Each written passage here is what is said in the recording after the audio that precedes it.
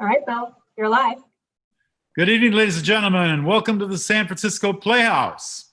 Thrilled to have you here at our Community's Empathy Gym and our weekly series of fireside chats with some of America's greatest playwrights. Tonight, we are very lucky to have a playwright with us. It's a little late for him on the East Coast, but you've seen his work on stage. We did a wonderful, wonderful version. It's a very, very affectionate satire, send-up combination of all many different traits of the seagull called Stupid Fucking Bird. And I'm glad we're not on network television, but on our own personal, let's see, I guess it would be KSFP network. And so we can say the title out loud for all of you. And I think probably most of you can handle it. This playwright is really a very prolific playwright who's also a great director and has been several times in his career an artistic director. He also has done a lot of adaptations, very, very good at adaptations. He did adaptations of two of the great Chaim Potok novels, The Chosen and My Name is Asher Lev. He did a 7-person Cyrano, I think, which maybe we'll hear about a little bit. He also did an adaptation of my favorite writer, Kurt Vonnegut's, some short stories of Mr. Vonnegut's, and turned them into an evening of theater. So a really interesting and amazing talent. I'd like you to welcome Aaron Posner. Hey, how are you? I'm good. How are you? Did I get any of that terribly wrong? It's a 9-person Cyrano. Other than that, I think you're spot on. Okay, well, now we'll have to cut it down to 7 because theaters' budgets are being slashed, There is a 3-person version out there already, so maybe, maybe meet in the middle someplace. That would be a lot of hats and, coats and switching and noses going on and off constantly. Exactly. Although I guess one of those person would just have to be Cyrano all the time. I think that was the plan. We did. There was a production of it. I saw. Obviously, it's a very good adaptation. I can't remember who it's by, but it's a very good 3-person. I mean, it's such a great story. No matter what you do with it, 3 people, 1 people, 100 people. I think it all sort of. No doubt about it. Didn't they do? They did that 9-person down at TheaterWorks, didn't they? They did. They did. A couple of years ago. I didn't get down to see it, but it got great reviews, and I heard it was a lot a Yeah, so how did you get started adapting things? Because many of your early successes, I think The Chosen was the first time I recognized your name at the top of a playbill. That was the first one that sort of went out into the world. I went to Northwestern University, where there is a sort of the greatest university in the world. Did you go there too? I did. I'm not sure. I don't think we were there at the same time. Might have been before you. But Frank Galati, I wandered into a class with fabulous Frank Galati my freshman year in college, and sort of followed him around for the next couple of years, and then fell in love with, literature had been my thing growing up. I was a big reader and loved story, and so story was my way into theater to begin with. And so when I found there was a whole sort of world of adapting literature for the stage, this felt like exactly where I belonged. So, and then when I was 24, I started the Arden Theater Company with my friend Terry Nolan and Amy Murphy. The 3 of us started that together, and we did largely adaptations, including the very first show of the Arden in 1988 was Who Am I This Time, which was those Kurt Vonnegut short stories. That was our very first production that I then much later readapted into a different version. A trio, right? 3? Yeah. Who Am I This Time, Long Walk to Forever, and Go Back to Your Precious Wife and Son, under the title Who Am I This Time and Other Conundrums of Love. That's the correct. For those of you at home that don't know, Frank Galati is sort of is the man that adapted Grapes of Wrath for the stage. And so you might have. And many other things. I mean, just a truly brilliant teacher and man and mentor and inspiration, and just an incredible person. And so that was the beginning of the journey into adaptation. And I started it by doing sort of what were sort of very kind of straightforward, what I now think of as all my reverent adaptations, where I was sort of in service to the original author, whether that was Chaim Potok or Steve Lopez or Kurt Vonnegut or whoever it might have been. And only in the last 10 years or so, starting actually with Stupid Fucking Bird, was when I began what I now think of as my irreverent adaptations, where I am building off of somebody else's playground and original genius, but I am not in service to that play to that originating author as much as I am in conversation or engagement or in certainly not mocking, but I'm in a much more irreverent relationship with the originating author. Yeah, That's what well, most I about. always thought that, well, I'm enormous. We've talked about this before. I'm a huge Chekhov fan, and we'll get into the next Chekhov stuff. But I thought that one of the things that attracted me to moment the most to Stupid Fucking Bird was how affectionate it was towards its source. Oh It yeah, treated the source not with reverence necessarily, but with affection, and the totally. story really came through. This Chekhov story comes straight through your play. Well, I'm not stupid enough to be to be too irreverent to a tremendous game-changing genius like Chekhov. Do you know what I mean what he was doing was radical when he did it was so radical, was so brilliant, was so sort of he changed the game into like all basically theater for the last 120 years has sort of followed Chekhov's lead for the most part. I mean, it's beginning to sort of I just recently, or I directed half of the Humans. I was halfway through the rehearsals when the pandemic hit. But so Chekhov comes around in more, not that the Humans is an adaptation of Chekhov, but a very Chekhovian sort of honoring his complexity and subtext. But and then lots of things are going off in very different directions now.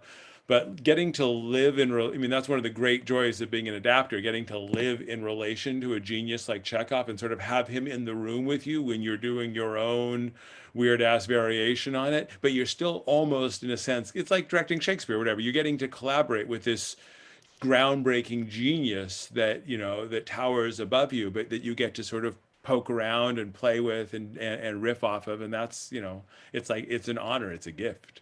Yeah. I think Annie Baker is very much in the tradition of Chekhov. And she's kind of I think she's kind of taken it to its ultimate current expression. Yeah, You absolutely. know, She's a direct. Yeah. I'm a riffer. She's a direct descendant. direct She follow. descendant. She's like, I'll go. I'll do you one. I'll do you one better. Yeah. I'll take that. I'll take that. This play is all about what isn't said Yeah, and all the way. extend And it. of course, and I do the inverse, right? I take what isn't said, and I mostly have them say it. I sort of flip the what is left fully subtextual in Chekhov, I tend to turn into text, which creates new subtext. But I tend to sort of take those all the shit they don't say and sort of go like, well, what would happen if they just had an opportunity, whether it's speaking to the audience or each other, to say like, okay, here's everything I mean. Here's like, I don't want to be fishy, so I'm just gonna say all my shit right out loud. Nothing wrong with that, right? Put your cards on the table. So tell us a little bit about some of the subsequent irreverent adaptations of Mr. Chekhov.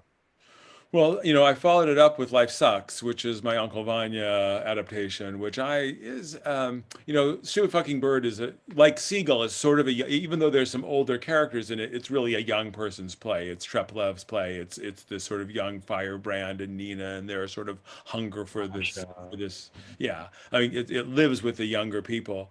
Uncle Vanya is much more a middle-aged person's play, and so probably one that even though Stupid Fucking Bird was very personal to me and was sort of my first foray into this kind of work, Life Sucks is probably even more personal to me and maybe goes deeper for who I am now.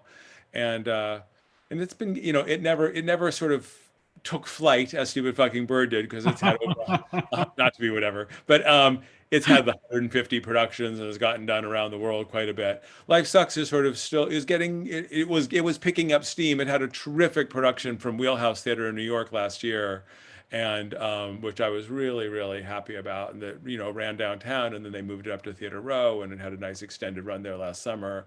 And they did a terrific job with it, and it's sort of in a similar vein. Stupid Fucking Bird, breaks the fourth wall a lot, whereas Life Sucks really never builds the fourth wall. It's sort of transparently non-fourth wall and audience interactive right from the beginning. Yeah. And then the weirder one I've done that I'm hoping to re-engage with, I think we've talked about a little bit, is I Yeah. did No Sisters, which was my No, adaptation. no sisters. No Sisters, which is my adaptation of Three Sisters that we did at Studio Theater, which they commissioned, and we did the original production um, there along with New Neighborhood. It was a co-production with Studio Theater and New Neighborhood, which is a Now, fabulous producing isn't organization. studio theater sort of the ideal play to do the Three Sisters and No Sisters? They have side by side identical theaters, right? Yeah, exactly. Well, Almost we did identical. upstairs and downstairs from each other. So Yeah. the weirdness of No Sisters, right, is that it is designed to work in the cracks of Three Sisters so that you can perform both plays at the same time in the same building in two different theaters for two different audiences, and with seven members of the cast of Three Sisters going upstairs or downstairs to be in No Sisters at the same time. And so I had to build the play so that we built it with what we called hinges and with springs so that so it could contract and expand as the other production did. Oh But my it was God. a crazy undertaking that exactly no one has done since. So I'm hoping, Who did it? The In the Garden? No, the yeah, Alan Ackburn has done House that. and Garden. House and Garden. He did it writing two plays. I don't know that anyone else has been crazy enough to write a new play that had to fit like a Lego piece into an existing play. But that's what we did. But I'm looking at readapting that so that it can also stand alone. So at some point I would like to do that. Yeah, well, we've talked about it. I would certainly like to see it. You know, I'm a huge Three Sisters fan, It's and a great play. I know we've talked a lot about Three Sisters. So so you're trying to sort of make No Sisters into a standalone piece for all those theaters that don't have two Exactly. side by side identical theaters might actually be able to do it. Yeah, exactly. That would be next. Well, have you got your eye Cherry on Orchard. Cherry Orchard? I mean, when you've done three out of four, you got to do the fourth, right? It's in the planning stages. I'm in conversations. I rushed the other ones a little bit right out of the, right on top of each other because I was so excited about them. So Yeah. Cherry Orchard has been percolating for a while. I think it's going to be a little bit different. It's uh but and I'm in some, like I said, I'm in some conversations about it because I'm really excited about it. It's one of the, it's almost like my daughter's very into Harry Potter these days. It's almost like the sorting hat in Harry Potter that puts you in the four different houses. I think you can tell a lot about people by which is their favorite Chekhov play: Seagull, Three Sisters, Uncle Vanya, or Cherry Orchard. And of course, it changes during your life. So Seagull was my favorite when I was growing up. It has been Uncle Vanya, but I would say right now, in the last couple of years, it's actually shifting to Cherry Orchard. And the Cherry Orchard has a sadness and a complexity and a political reality and a social reality that I think is very timely and Right very, now, right on the money, right? yeah. Like I'm sort that. of glad I'm glad I haven't already done it because I'd have to redo it. Although the world moves so fast now, it feels like that by the time you're done writing something, it's already Quick, uh, write it now. We'll put it up in September. well, yeah, exactly.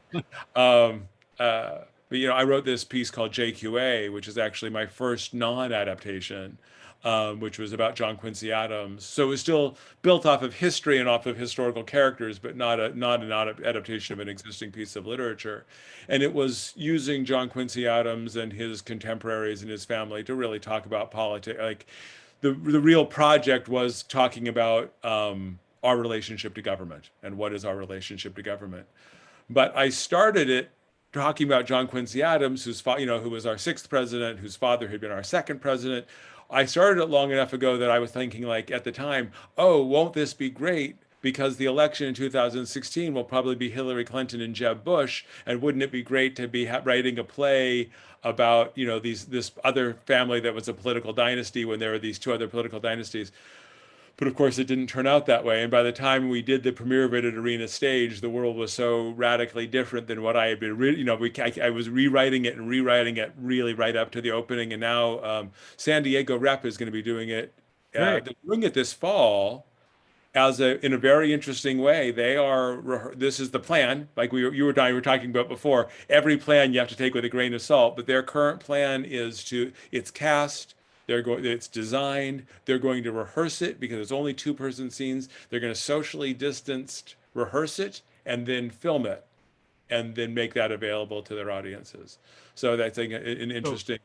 wait a minute, they're going to film it with people in the same room and for the two scenes, or on a set, or On a set in with actors, since every scene in so JQA is nine dialogues between John Quincy Adams and a different person. It's a four-person diverse cast where everyone plays John two. Quincy Adams all the way. So all four actors play John Quincy Adams at different times: men, women, black, white, Hispanic, whatever the casting is.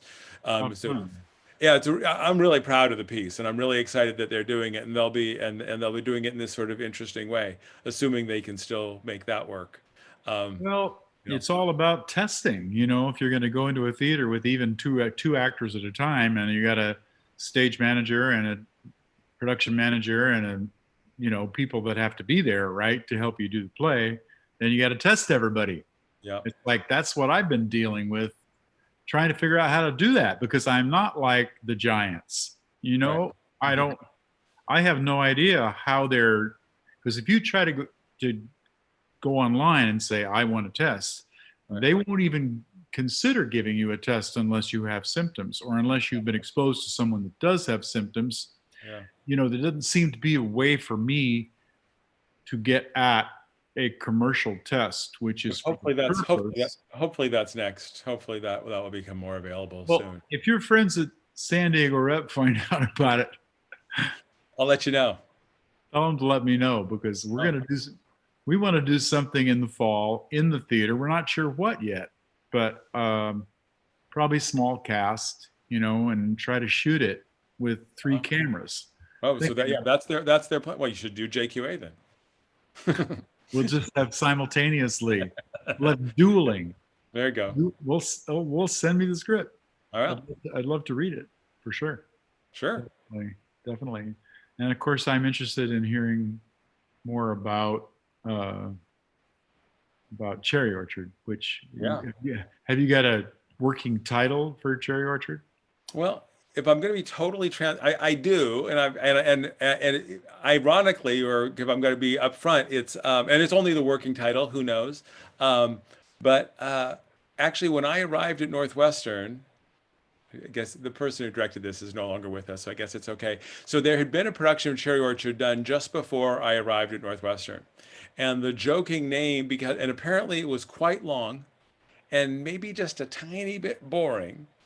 And the joking name about it when I arrived there that I heard was Cherry Tortured, Cherry and Torchard. Cherry Tortured is that has stuck with me. And so my working title, there was a couple other working titles, but right now my working title is Cherry Tortured. Well, I like Cherry Torchard. I That's do great. too. And it'll be a tribute to the professor, the unnamed professor who I probably had too, Dr. Bob Schneiderman. Bob Schneiderman. He was the head of the department when I was there, Wow, but wow. I think not. Les Hendricks became the head later. And Les was there when I was there. Yeah, Les was there when I was too, and he Uh-huh. was sort of new. Uh-huh. Wow. And oh my God, it was he's what I loved him. He was a sweet man. She, Yeah. I love that department. I learned Well, I so much. love Bob too. He was a good guy, Yeah, and director and a good magician. oh yeah, actually, Yeah.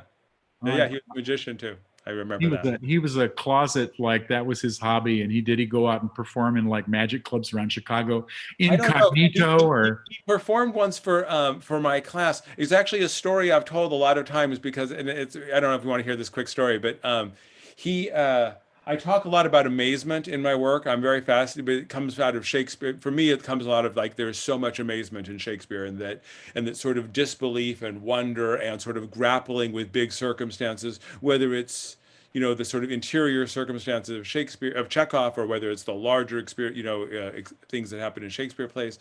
But this idea of amazement and of questioning your own senses is sort of deeply embedded in Shakespeare. So one day after my class, the one directing class I ever took with Dr. Bob, I went across to the student center with a guy named Frank Military and his girlfriend Gita Donovan. I remember all this so clearly. And Frank was smoking a cigarette inside, like you could back in the student center in those days. And Dr. Bob had done a magic trick in class where he put a cigarette through a quarter, and it was a great trick. And when we were sitting at the student center, I said to Frank, "This is an amazing. Wasn't that amazing?" And Frank said, "Oh, he's probably got one of those. Probably got one of those soft quarters." And I said, "What? What are you even talking about?" He goes, "Yeah, give me a quarter." And I handed him a quarter, and he banged it on the table a couple of times. He took his cigarette and he put his cigarette right through the middle of that quarter. And then he dropped it out and dropped it on the table and walked away to go get a drink. And I sat there so like shaking because I couldn't figure out what had just gone on. And I actually reached down, picked up a cigarette butt, and tried to put it through the middle of the quarter because I so questioned my senses. This little experience made me so amazed, blew my mind so much. It gave me this experience that I've treasured ever since because it gave me this sense of something that happens so often in plays when impossible things happen that you can actually question your sanity or your senses right then. It turned out Frank was also a magician and that he had the same trick and knew how to do the same trick that Dr. Bob had done. Boy, So you that were Frank, had. But I I'm was with you. so I'm had. with you. Amazement is one of my favorite things.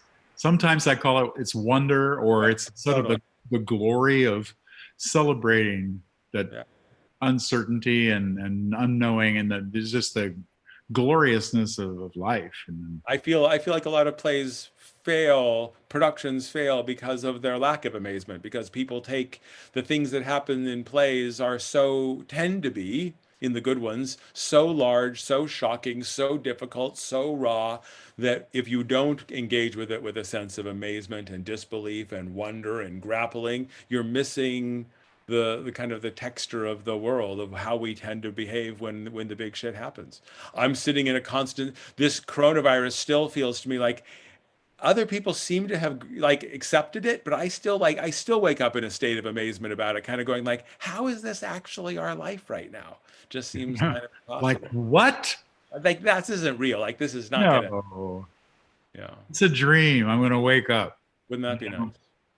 Yeah, well, I think that that's one of the big issues with I think with young actors today, and with uh, a lot of, I call it California cool.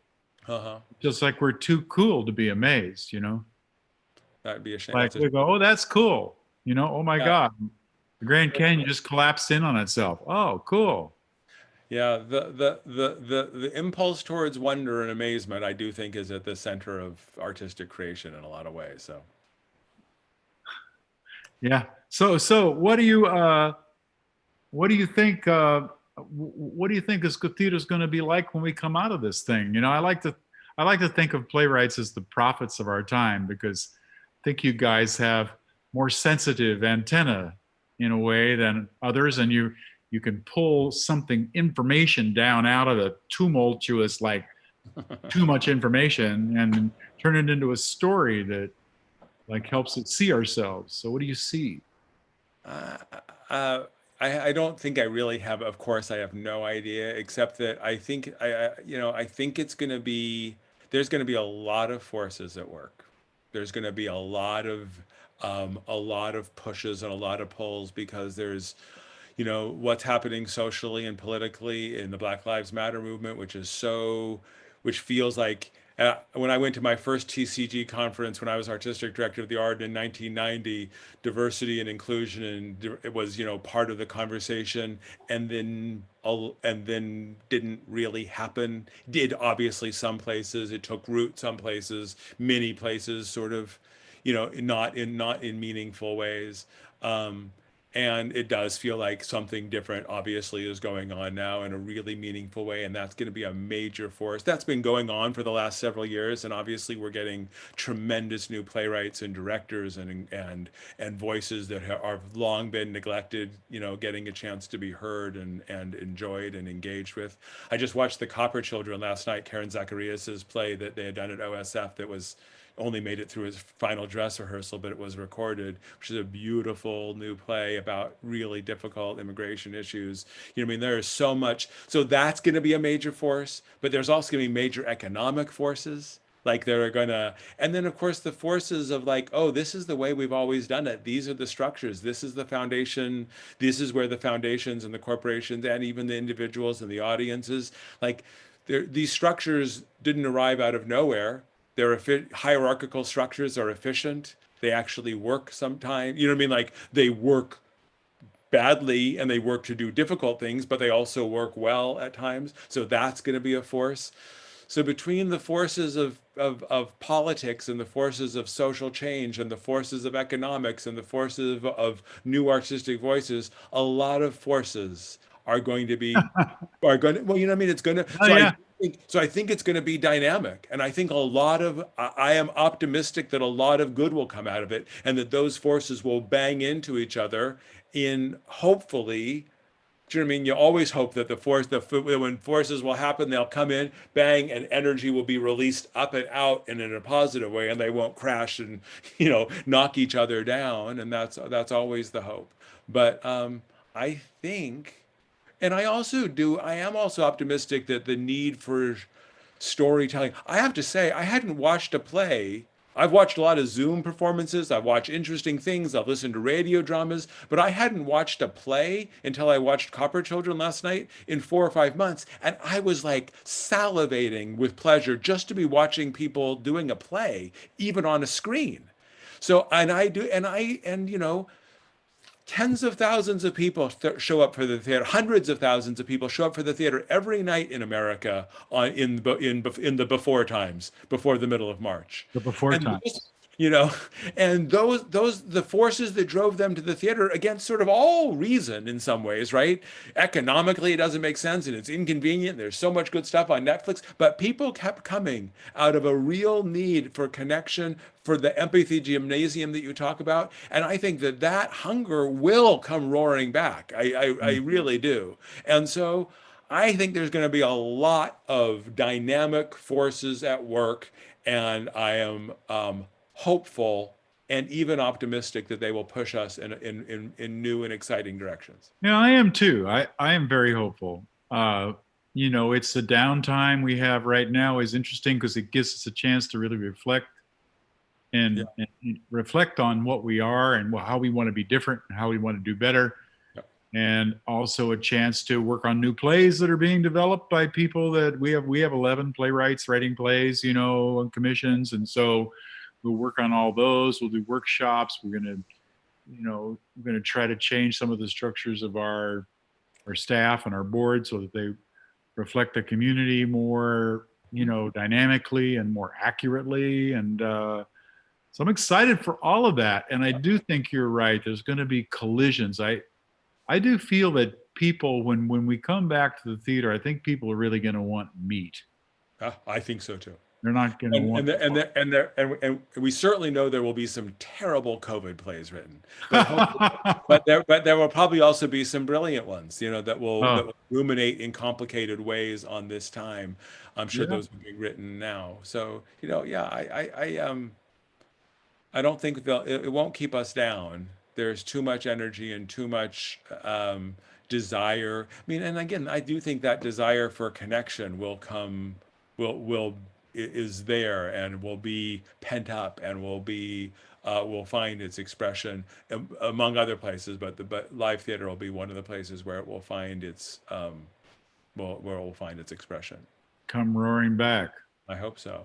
Come roaring back. Well, your show, JQ2, is that JQA, it? JQA.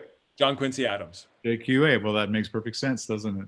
I was thinking of John Adams too, Right, right. And there's no hip hop in it anywhere now. There's no hip hop in it, none whatsoever. At this point, who knows? Yeah. I'm not directing it, so who knows what the director will do. But yeah, no. Yeah, but it's going to be broadcast, right? So I could sign up and buy a ticket. I think so. I am. You'd have to check with San Diego Rep, or I'll let you know. But I Yeah, don't know how broadly it will go. But whether it'll only be for their subscribers, I think it will be available to people. I would Um, think so. I They would have to have think an so. arrangement with Actors Equity Yeah. that'll Oh, yeah. allow them to Absolutely. do I'm it. sure they're doing it all. So yeah, I mean, I think it's going to be. They have a great cast, and I'm really proud of the play. I think it's talking about it's talking about things that are going on right now, how it'll feel this fall, because the world changes. So as we all know, the world has never changed more quickly. It feels of Wait like 10 minutes. yeah, exactly. It's all pretty Well, like astonishing. you But say, also I'll keep rewriting in the fall too. So we'll see. you can, right? After Sure. all, you are the playwright and you can Yeah. adapt a little I bit have as It was a commission of Arena Stage as part of their Power Oh, Plays, and that's where we did the premiere, and it got a great response here. But I've written a new scene between James Monroe and John Quincy Adams that I think we're going to be putting in the play, which I'm excited about. And how do so you think, just we probably should let these people go have their dinner, but how, there's been a lot of talk about Hamilton and how kind of revolutionary it was sure. in its time, like I'm saying, which was like what, 3 years ago, 4 years ago. And so now people are looking at it again and they're going, well, this play doesn't really come to grips with the fact that these founding fathers were slave owners, Yeah. nor does it really come to grips with the sort of the subjugation of women Yeah. that was going on at the time. And in fact, the women in Hamilton are pretty much completely supernumeraries. So I wonder, I don't do think you feel this? they're not supernumeraries, but they're not at the center. No, that's true. Yeah. Unfair of me to say Yeah. supernumeraries. They are minor characters and not as well developed. I hear that. But no one can do everything, and I think that I do think that Hamilton is a Shakespearean level achievement and a game changer and an act of sheer brilliance. And so and it didn't get, and no one gets everything right. It was interesting. It was when we were workshopping JQA at Arena Stage, there was a scene with Thomas Jefferson, and one of the actors, a wonderful actor who was doing the workshop named Biko Eisen Martin. No. Do you know Biko? Yeah, definitely. Biko's fabulous, and he was like, in the middle of the workshop, he was like, "So you're just gonna go ahead and have a scene with Jefferson, the raping, pedophile slave owner?" And I went, No. Sort of like, he sort of went like, sure, if you deal with, I mean, and it just stopped me because that was my own bias and lack of, I mean, I knew those things, but no one had ever said it to me quite that way. And of course, that's exactly what he was. And he was a lot of other things too. And I went, oh, at the moment I went like, oh, if I had a way of engaging with, there's nothing wrong with putting Jefferson in a play, obviously. And if I had a way of engaging with those things in that play in a meaningful way, I would have, but I didn't. So I let him go out of the play. But, Oh, obviously, Hamilton has Jefferson as a character that doesn't engage with his difficulties. Like, yeah, this gets into such complicated areas, I think that even Lin-Manuel Miranda is not perfect, but is such a sort of towering genius that even if he got some things wrong, or there's more for him to do, or there's ways yeah. to I don't engage with know. it fully, I I still pretty agree with you. incredible to work. It's an incredibly brilliant work of theater, and it was a game changer and sort of the great piece of theater of our time in a way, and yet he was the first to say, he says, well, that, there's some sense in your argument. I can't necessarily disagree with you. I was more interested to see if it felt like it had, the current commentary on Hamilton had an impact on your play, which of course you just took me right through my question.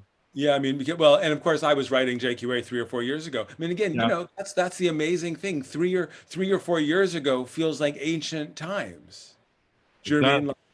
Like pre-Trump feels like prehistoric, Yeah, like the world has Neolithic. changed. Yeah, and so the world has changed so much.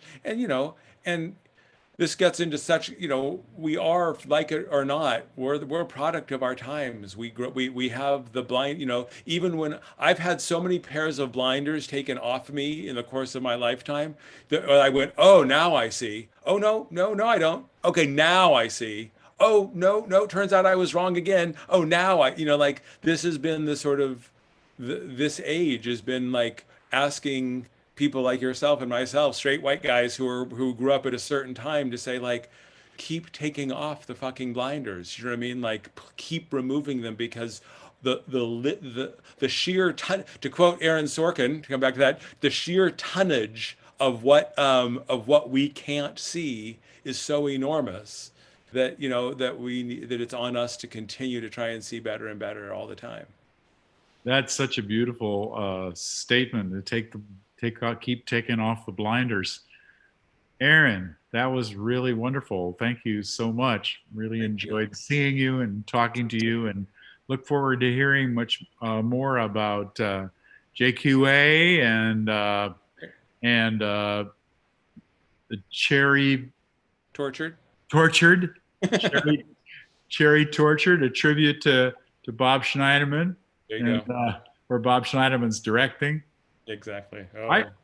I when I was at Northwestern, my big thing was to do the sound. That was my internship. I was the sound guy, and I did the sound for a production of Uncle Vanya that Mr. Schneiderman directed. And I had 2 reel-to-reel decks, you know, and a thunder sheet, and sleigh bells, and it was. Let's talk about Neolithic times, you know, but let's keep working, you and I and the rest of us out here, and take the blinders off, and we'll learn how to see better. That was a beautiful sentiment. Thanks so much.